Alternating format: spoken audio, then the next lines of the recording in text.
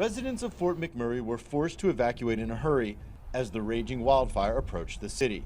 Many were forced to leave behind some of their most cherished possessions, but funeral directors Andrew Montgomery and Marlene Sampson knew they had to find a way to transport what could be considered their most precious cargo.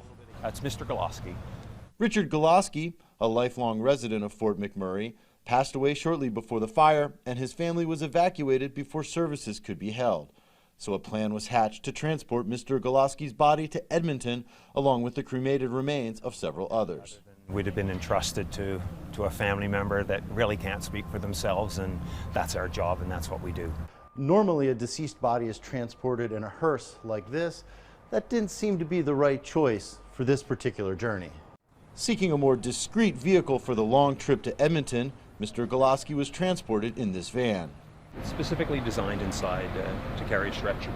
So with Andrew Montgomery at the wheel and Richard Goloski on a stretcher in back, they made the long journey to Edmonton just hours before the fire tore through Fort McMurray.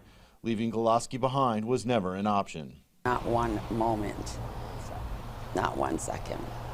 That was my priority. I have compassion to spare. Once in Edmonton, the deceased was reunited with his family. It could be weeks before residents are allowed to return to Fort McMurray, so the evacuated family gathered to remember Richard Goloski at a funeral home in Edmonton.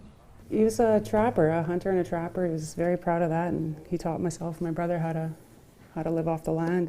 Goloski will be cremated and his remains returned to the place he called home.